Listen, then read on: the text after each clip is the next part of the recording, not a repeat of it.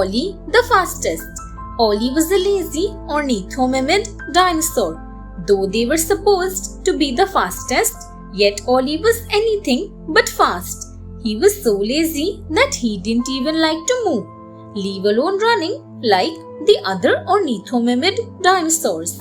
One day, a competition was announced in the forest.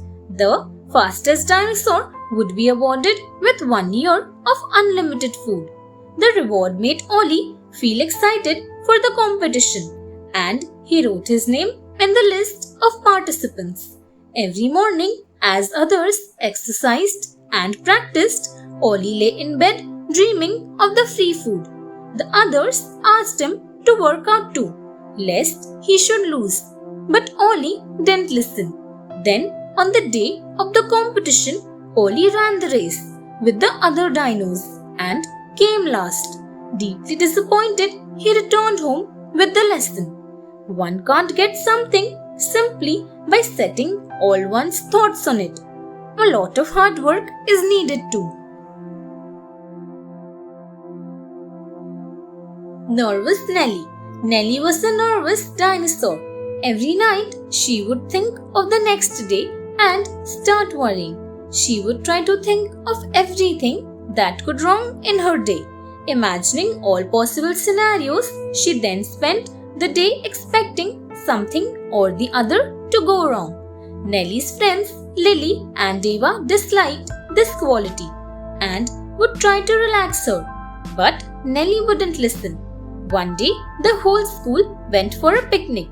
Nervous Nellie spent the entire picnic day worrying about all possible things that could wrong that day. And there were plenty. When the day was over and Nellie saw everyone happier than ever, she wanted to share the feeling. Then Eva said, "Nellie, live in the present without worrying about future. Don't lose your today worrying about an unknown tomorrow. Let's not cross the bridge until we come to it." Enlightened, Nellie smiled her widest smile.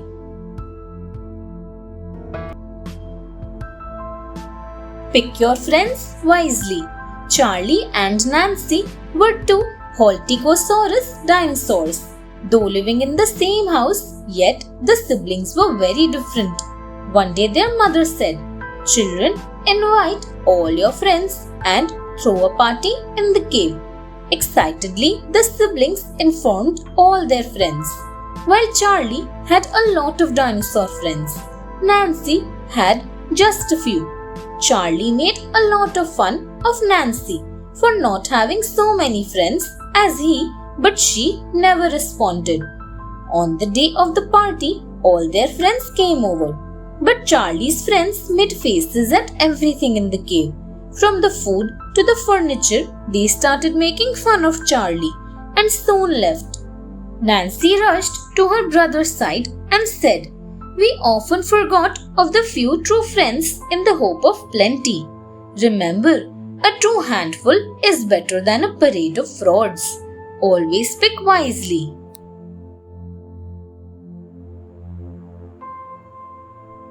Rain Dance Party. It had been raining continuously for days in Dinoville. Every dinosaur family in the neighborhood was fed up of it. They were trapped in their caves and the children suffered the most. They didn't want to get wet in the rain, but wanted their playtime back too.